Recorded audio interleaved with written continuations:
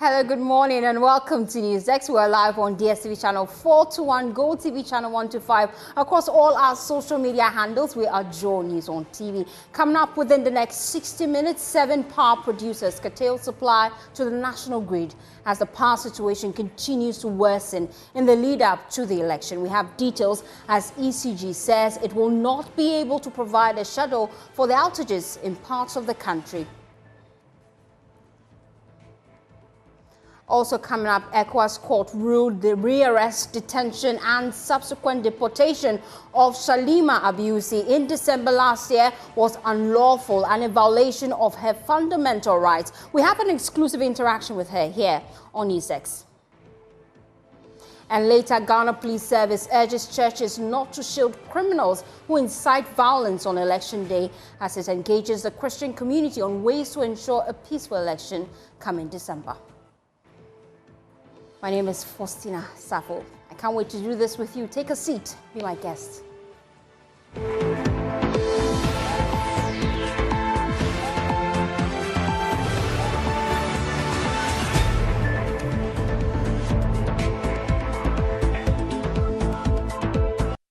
Thanks for choosing us. We are your home of independent, fearless, and credible journalism.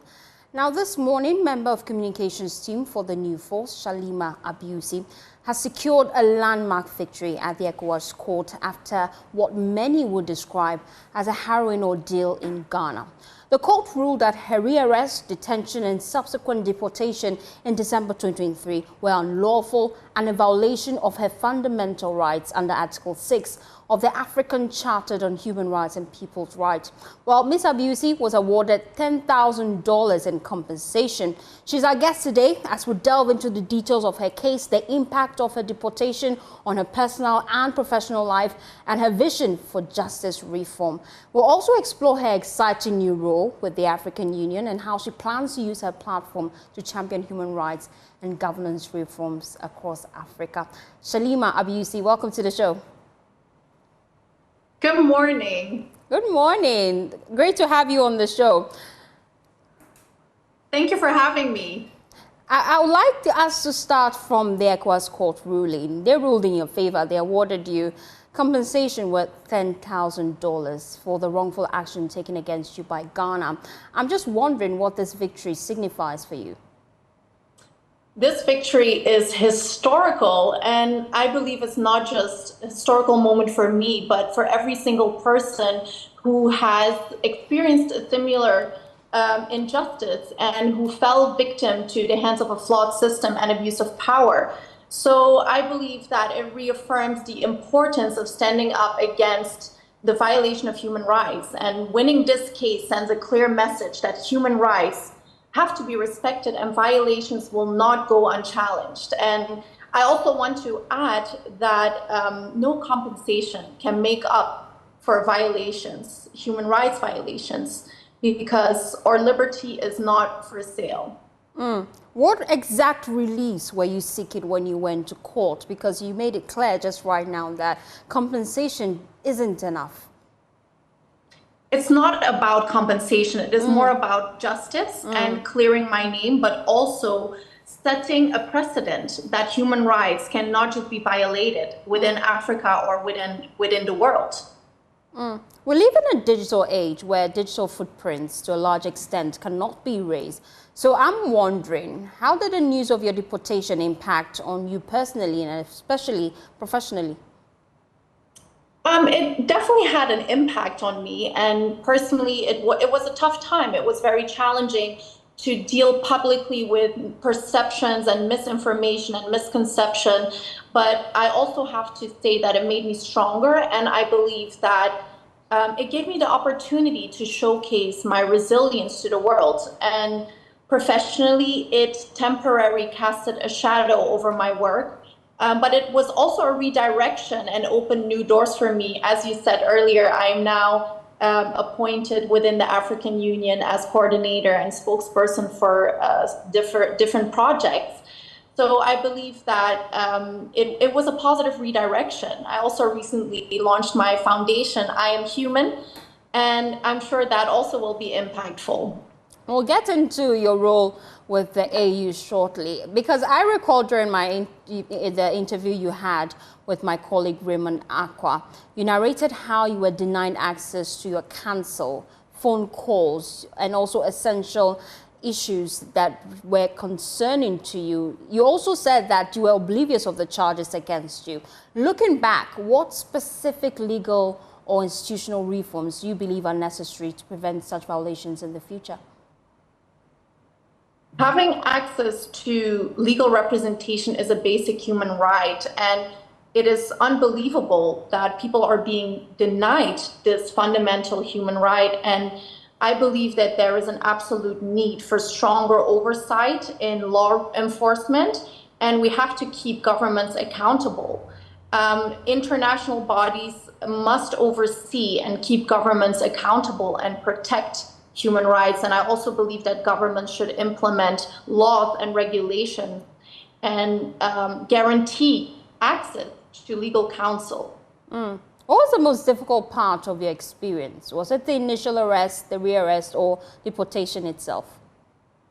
I think the feeling of being powerless was one of the hardest things. And of course, being deported, being imprisoned, the whole experience was traumatic.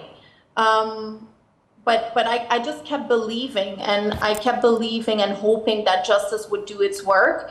And also knowing that I had people and a team fighting for me just kept me strong and hopeful.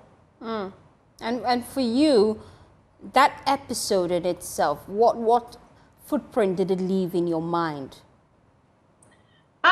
It wasn't a pleasant experience, and I honestly was not aware of how serious the situation was in Ghana. And the things that I have been exposed to, the people that I've seen in the cells, it was a horrible experience, but it was also eye-opening. It opened my eyes and my mind to the horrible circumstances, and people fall victim every single day at these practices and malpractices. You've always maintained that your arrest and subsequent deportation was politically motivated because of your association with the new force. Do you still hold that sentiment? Absolutely, because that is also what was stated in the charges in court, which they later dropped, but it was definitely politically motivated. You were initially charged with falsifying documents to obtain a student permit, a residential permit.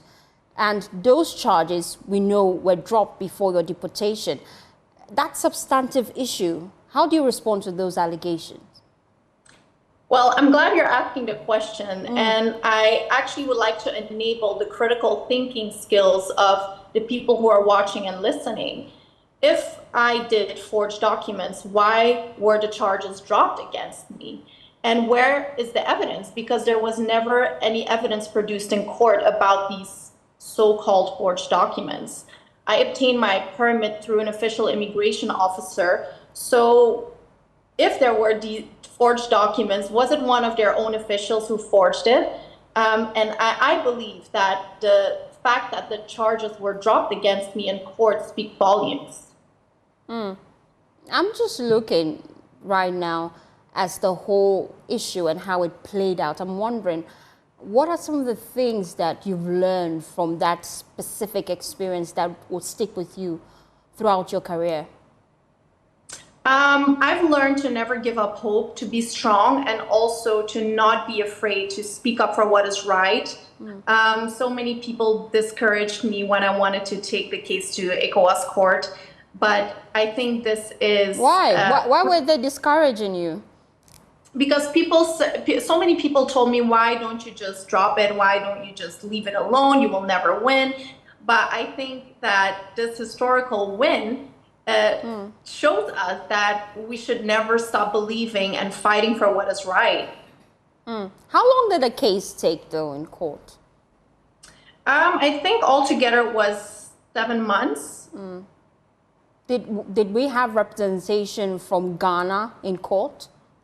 Yes, Attorney General. Oh, the AG himself. Yeah. I see. So apart from the compensation, I'm looking at the specific takeaways from the case in particular. The court ruled that your rights were violated. What's next? Well, I think this is still a little bit early to say.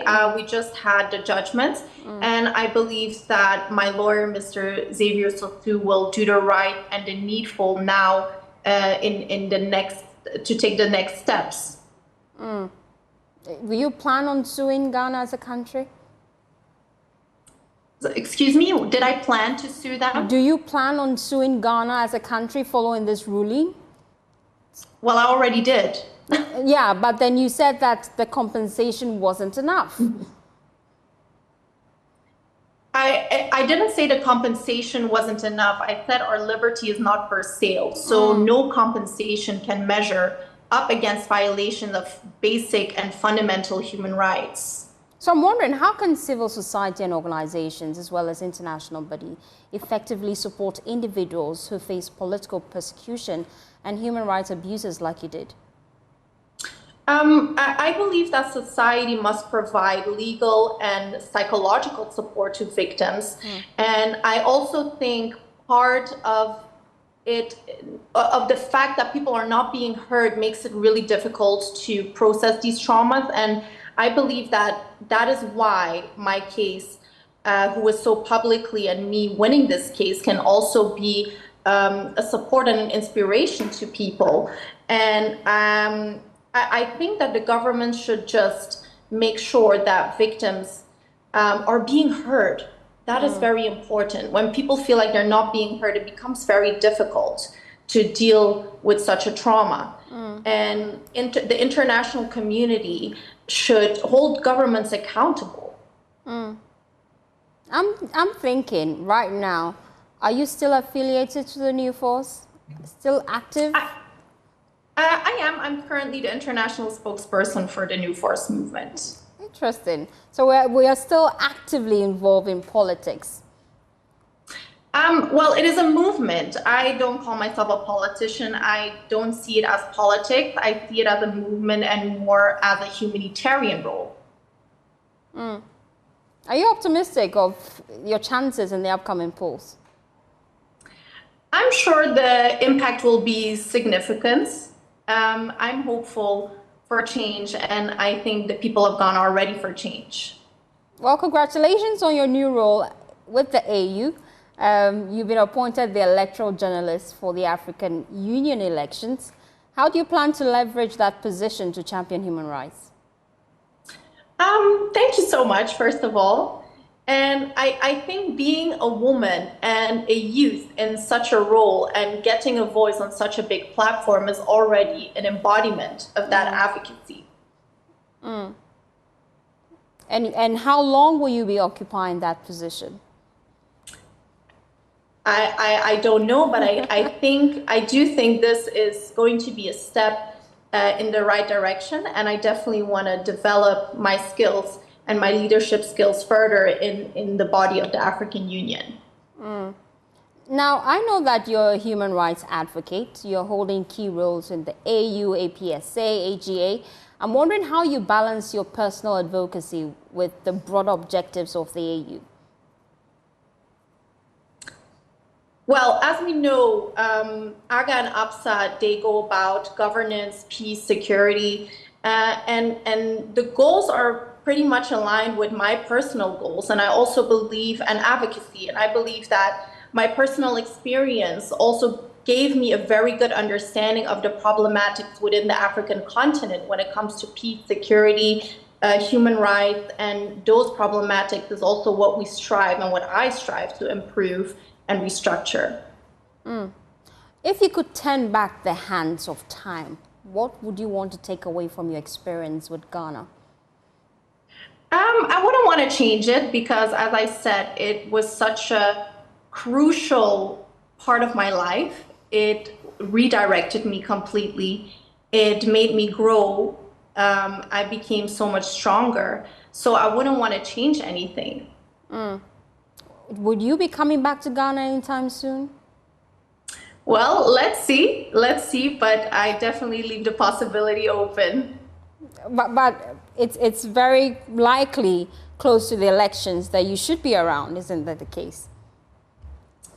One could say that, or maybe I should just wait until the elections are over and then see the results. And I'll definitely be coming back to Ghana in due time.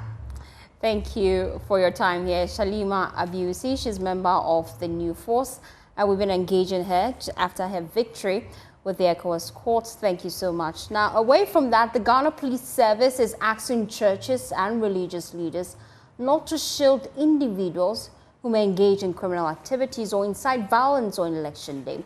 Now, during a tour of selected churches in Accra on Sunday, the team led by the regional commander thanked the church for the key role it plays in ensuring peace and urged for its continuous collaboration as the nation goes in 12 days to make their decision in the elections.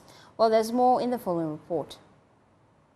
The Greater Accra Regional Police Commander, DCOP Kwesi, during a visit to some churches, emphasized the critical role of religious organizations in promoting peace and stability during the electoral process. We also want to use this particular platform to thank you very much for your contribution towards the peace that we are enjoying in this country. It's because of you that we are enjoying that peace. The way you've been conducting yourself, the way you've been behaving yourself, how you will be law-abiding. That is the reason why you are enjoying this peace. And we want to continue to plead with you to continue to do that for us, to support us in that regard. The police cautioned that shielding offenders, whether through silence or active complicity, could undermine the nation's democratic principles and lead to unrest. We want to urge you to give us information on the criminals in your community so that we can deal with them decisively, so that you can continue to enjoy the peace that you are enjoying. Even if the person has to be your brother, your sister, your colleague or whatever, please volunteer that information to us. Maybe he's doing it to other people. When he's done with them, you will be the next target. So please, let's do that. Give us that needed information. The police assured the church it has deployed personnel and resources across the country to prevent and address potential threats. We want to give you full assurance that police and the other sister security institutions, we are committed to providing you peace, security, law and order before, during and after this coming general elections. So we want to assure you that we are here to give you that assurance that whatever we do to protect you, whatever we do to guide you, whatever we do to ensure that your safety is assured, we're going to do that. The Ghana Police Service has already engaged the Muslim community, the media, and the political parties, and plans to engage more interest groups in the coming days on ways to ensure a peaceful election. Well, away from that, Joy News can confirm that 7 power producers have curtailed supply to the national grid, according to Gridco Grid report obtained over the weekend. Well, the acting managing director of the Electricity Company of Ghana, David Asamoah, admits some plants are down, but rejects assertion that there is a crisis. Speaking on Newsfile, he said the unpredictability of the shortages makes it difficult to come up with a load shedding timetable. Majority of these deaths is as a result of forest shortfall. Each month, forest alone will lose about 37 million on a monthly basis. Getting the dollar becomes a problem. Sometimes you even make payment like what I paid yesterday. It will take sometimes days, weeks before they get it because of the dollar. If it were to be serious, I have paid. I would just say I paid the money. But when you pay, now you have to, the banks will have to get the dollar. The conveyance will have to get the dollar to convert before they pay. And by the time they convert. If the dollar increases, then it means that you will still have further shortfall. So with the payment, we have an agreement with them now. How it's going to be paid? ECG will be paying part. Ministry will come in. Also, and they have had that conversation. Just yesterday, it sent a message that they have agreed with the ministry on their portion. So if the ministry and I spoke to the ministry, and the ministry has also agreed. So the ministry has also agreed. So the coming days, Sonia said we will be back. Not with. Well, let's get on Zoom now and speak to Nana Abbiusi. He is Executive Director of the Institute for Energy. Thank you so much for your time here on News 6. This is worrying. 7 power producers not producing power to the national grid. Paint a picture for us. How do we plan to then run effectively supply of power? Well, thanks for having me and good morning to your viewers. Good morning. So if we put Asogli, Amandi, Siemens, and Car Power together, we're talking about close to 1,400 megawatts of power that is lost on the grid. And so it means that there is a deficit, definitely automatic deficit in terms of generation and supply. I just took a look at yesterday's condition sheet of the ECOWAS, and I found that we produce roughly, even at peak hour, an average of about 3,100 megawatts. It means that it is far below our peak demand of roughly 3,700.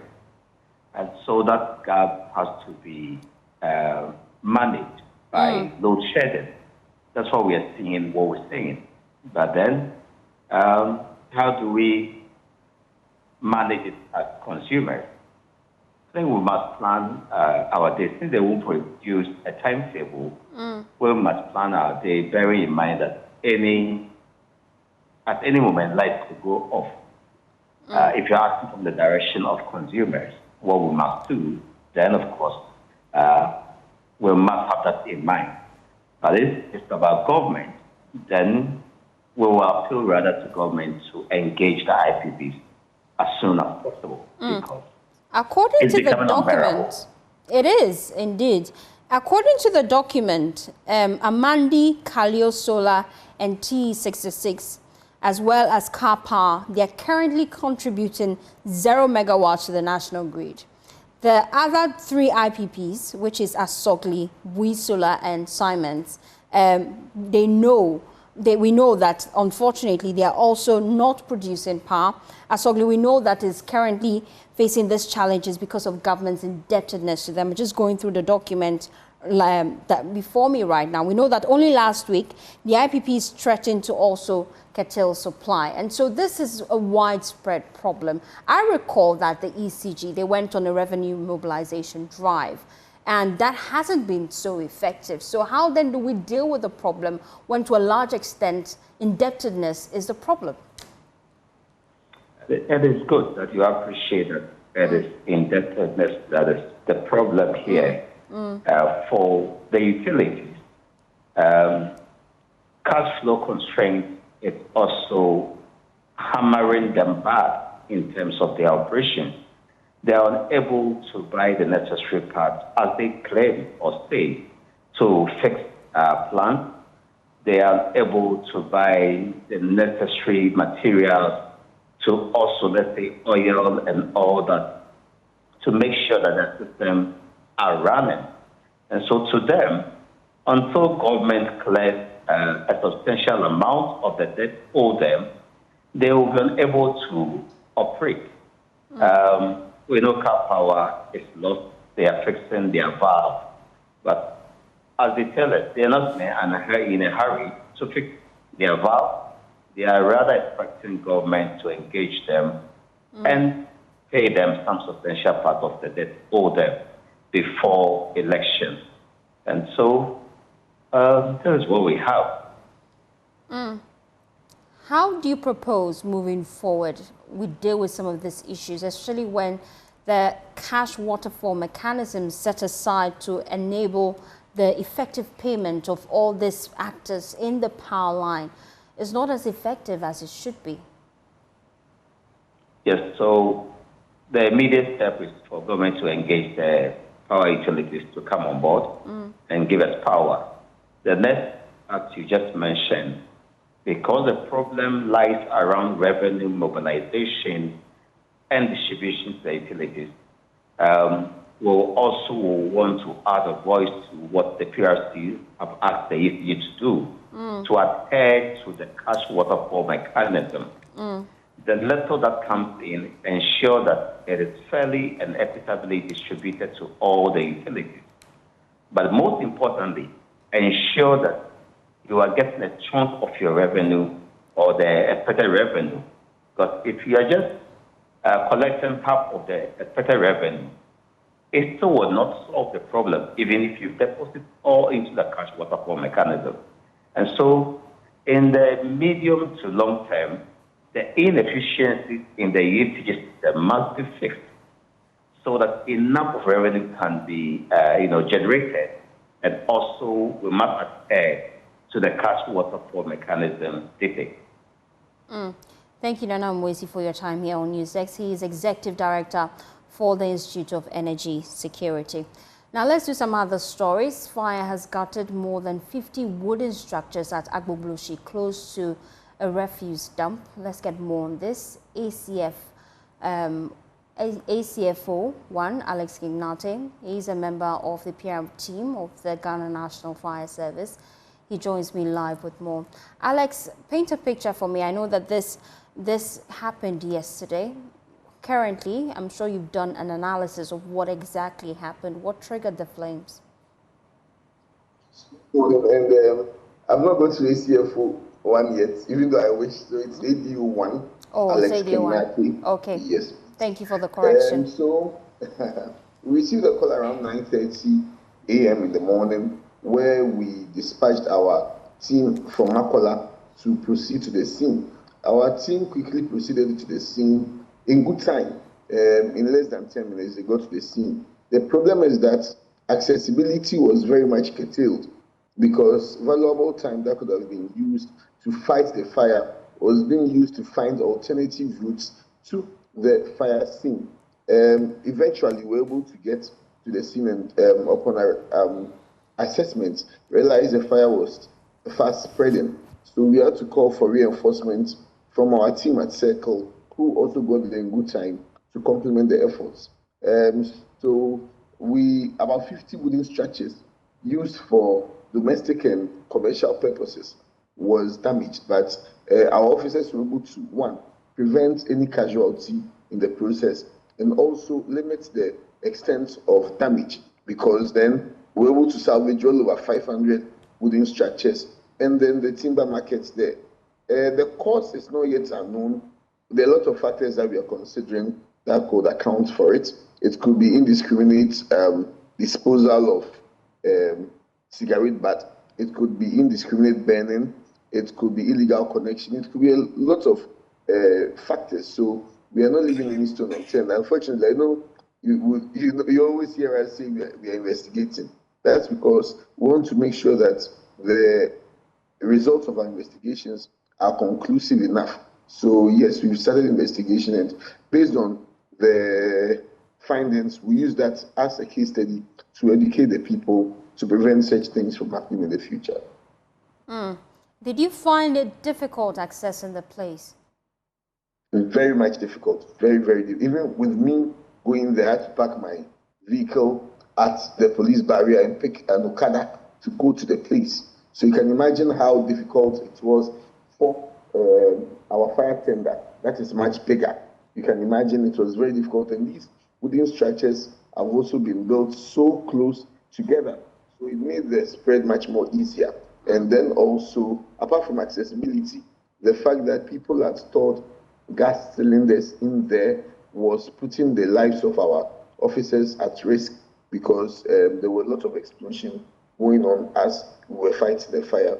Also, the fact that illegal connections were rife in the area because we had requested ECG to cut power supply to the area, which they did. But then, due to the backpass and then the illegal connections, there was still electricity power present in some of the areas, making it difficult for us to fight the fire because, you know, electricity and water are not the best of friends. So it became a very difficult task for us. Accessibility was a very big problem. Eventually, when we were even able to get to the seat of fire, navigating our way through the whole area became a very daunting task for us. As at your last count, how many shops were affected? Well, we recorded about 50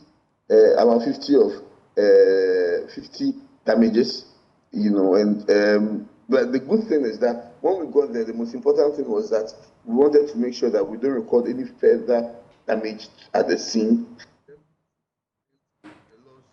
Also to prevent the loss of life or any casualty in the process, and that's what we did. So about 50 shops, wooden structures, and the thing is that these wooden structures are small wooden structures. So the number shouldn't be so alarming because these are pockets of wooden structures situated and scattered around the whole area. So it made the spread very difficult and very easy. But then we're able to salvage well over 500 of these other wooden structures from getting burnt. As we wrap up the conversation, let me just get updates on the Circle Donna fire. Have you been able to establish the actual cause of the flames? Well, with the investigations, when it's done, after the responding team are done with the investigation, it goes further up for authentication or further checks from our directors of operations and then our chief fire officer. So it's in the process. They are done with theirs, and it's gone up high the ladder, trying to make sure that the investigations are conclusive. So we are done with the investigation, but I don't want to jump the broom since our directors are also analyzing it to be sure that it's conclusive. So yes, we are done, and then we are sure that the unfortunate thing is that we can't put out the cause out there because Why? then no. So what happens is that when investigations are done, we don't put the findings out there. You apply for the RTI? No, not RTI per se. You can easily just apply, but then we give the owner of the premises. So for an area like that, if it's under the assembly would have to apply to fire service, and then it's given to them. One, it's a form of IGF, internally generated fund. You pay something small, and then the findings of the investigations are handed over to you. Again, the findings are given only to the owners or the custodians of the affected areas. So then when they apply, they will give it to them, but it's not really for public consumption. But then as a media house, if you apply stating your reasons, I'm sure we'll be able to give it to you. And that's exactly what we'll be doing. Thank you, Alex Kinati, for your time here on Newsdesk. Well, away from that, the national chairman of the National Democratic Congress, Johnson Esiri Nketiah, has disclosed that the NDC will complete all projects initiated by the NPP, except for the National Cathedral project. He said projects embarked upon by government are funded from taxpayers. Therefore, allowing them to rot will be a disadvantage to the people and communities. He made this disclosure at Walembele in the Sala East constituency. Rafiq Salam has more in this report. The national chairman of the NDC, Johnson Esiri Nketiah, started his two-day retail campaign tour of the Upper West region at Walembele in the Sala East constituency. Despite the NDC winning over 80% of the presidential votes in the constituency in the last elections, the party, led by Mohamed Issa Batagalia, however lost the Sala East parliamentary seat. Mohamed Batagalia is back in the race and is confident little luck will smile on him this time round. We are Sisale. Sisale literally means that builders. We want to join hands with him as a Gonja man, with Chairman General supporting us strongly to build Ghana, build Sisale East, and establish Guanambale to a level that will invite investors to open up the economic opportunities of the area. National Chairman of the NDC, Johnson Asedu Nketia, averred that the signs are clear that the NDC will win next month's elections. He disclosed that the NDC will complete all unfinished projects initiated by the NPP except the National Cathedral project. We believe that it is our money that any government uses to start those projects. So whether they are started by us or they are started by another government, if we leave them to rot, we are hurting the community. So when we come, whatever projects they may have started, apart from the National Cathedral, all the other projects, we will look at them and then see to it that we complete them. Reporting for the news, Rafik Salam, Walembele. Away from politics, 10-year-old Lisa Lai, battling leukemia, has arrived at the Wits Donald Gordon Hospital in South Africa to begin a life-saving bone marrow transplant. Well, her treatment, fully funded by the CEO of the Engineers and Planners Association, Mr. Ibrahim Mahama, has given her family renewed hope. Emmanuel Jivenu reports. It's about 5 a.m. Sunday, and little Lisa is wheeled out of the Rich Hospital. The ambulance takes Lisa to Kotoka International Airport, with her loved ones following in a convoy. The 10-year-old once lit her home with laughter, but she's now locked in the fight against leukemia. Her family sold almost everything to save her, until the CEO of Engineers and Planners and Jata Cement, Mr. Ibrahim Mahama, stepped in to cover the over $100,000 treatment costs. At the airport, her family gathers for prayers. We thank you, and we know everything has done. Amid hug and whispered words of encouragement, her mother struggles to hold back tears. My girl has a chance to life again, because all hope was lost. We didn't know how we were going to be able to raise that amount to treat her and to pay for all our bills, our accommodation, everything. We are very much grateful to Mr. Ibrahim Mahama. She's excited. She's looking forward to the treatment. She wants to go back to school. So she's very happy and very optimistic. Among those at the airport is the man who made it all possible, Mr. Ibrahim Mahama. He has personally come to see Lisa off, ensuring she had the emotional support she needed. Doctors advised that Lisa is given specialized care and safety of an air ambulance, an expense Mr. Ibrahim Mahama fully covered. We have a boss and we have a father in Mr. Ibrahim Mahama who has that empathy towards humanity. He has given everything out. The doctors are on standby in South Africa. As soon as they arrive there, the procedure will start, and we hope and we pray by the grace of God, everything will go and Lisa will be back stronger. As the air ambulance takes off, carrying Lisa to South Africa, the family stands watching with prayers in their hearts and tears in their eyes. For Lisa's family, this journey represents hope. Hope for recovery. Hope for laughter to return to their home. And hope that one day Lisa will achieve her dream of helping others fight cancer. Emmanuel Jivenu, Joy News, Kotoka Airport.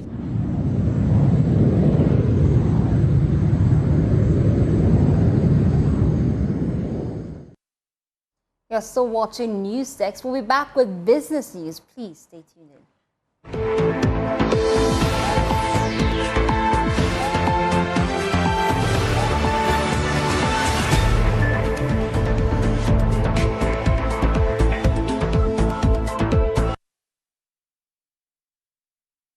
Welcome back to Business on Newsdesk. My name is Winston Taki, and now to our first business story.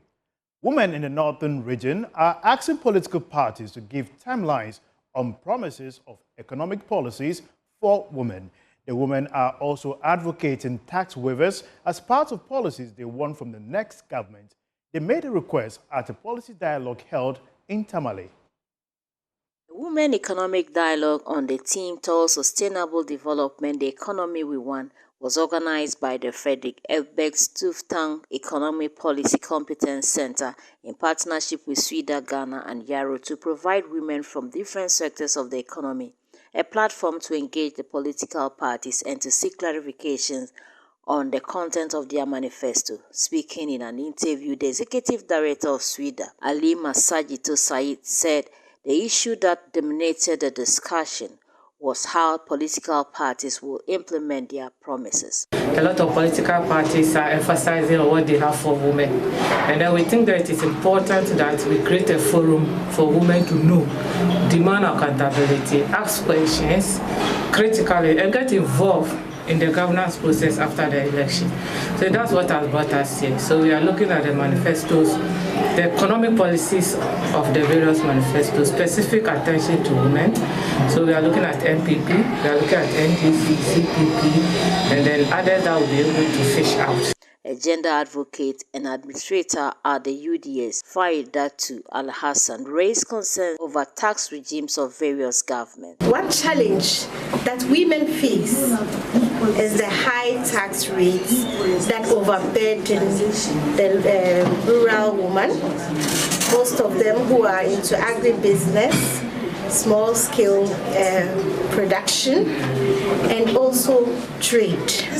You see that women end up paying so much for the goods and services they procure, for the little they try to do to put food on the table of their families. The Northern Regional Director of the Department of Gender said there was no equity in allocation of resources. If we are saying we want to empower women, those are local women should be critical, because most of them that are into businesses and entrepreneurship usually do not even require bigger sums of capital to continue or start their businesses. But if we have a policy that seeks to support women, and at the end of the day, individuals are the ones benefiting more than the women groups that we have and we want to support, I think we should have a second look at it. A Queen Mother from Damango, Betiwura, Alija Haruna, said even though political parties come with very good policies, implementation has been poor. Let's take into consideration the affirmative action.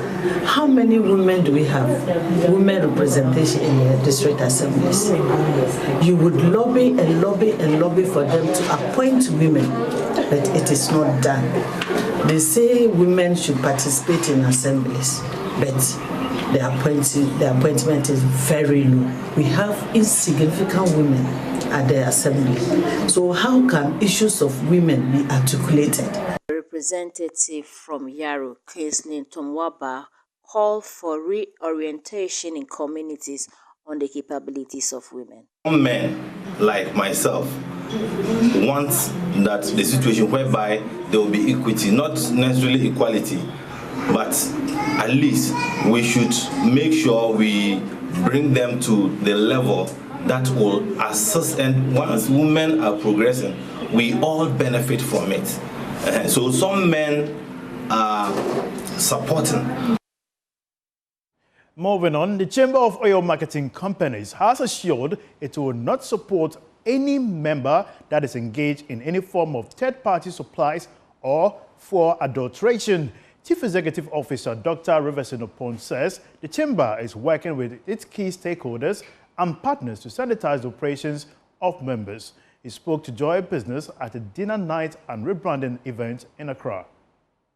The decision to rebrand reflects a strategic evolution designed to elevate the organization's visibility, strengthen its advocacy efforts, and better align its identity with the dynamic energy landscape. Speaking to Joy Business at the event, Dr. Riverson emphasized the significance of the rebranding, stating the word chamber evokes professionalism, unity, and credibility quality. So the rebranding is not any change in identity, but it's a change towards maximizing our efforts that we've showcased for the past years. The rebranding today from an association to a chamber shows our effort to stakeholder engagement, advocacy and championing the oil and gas marketing companies in terms of industrial performance, and also making sure that the standards and operations of the industries are met in accordance to the regulators. One of the serious issues that has always been on my table has to do with fuel smuggling and also fuel adulteration. As we speak now, things are better, to be very fair. Director in charge of downstream petroleum at the Ministry of Energy, Ali Nu, urged member companies to address all issues that will affect the sector. What the ministry seeks from the LPG marketing companies or AOMCs, now the Chamber of Oil Marketing Companies, is to ensure that there's collaboration between their groups and the National Petroleum Authority, which is the regulator that's implementing the cylinder recirculation model. The change, according to the Chamber of Oil Marketing Companies, enhances its prominent role within the nation's downstream petroleum industry. That's all for business. My name is Winston Taki. First, over you for the rest of the bulletin. Thank you, Winston, for bringing us business. And that's how we wrap up the bulletin. For more news, please log on to myjournalline.com. Some top stories there. Wontumi FM's or Hiniba Aseidu granted bail. You can go on my John Online to read that story. My name is Faustina Savo. Good morning.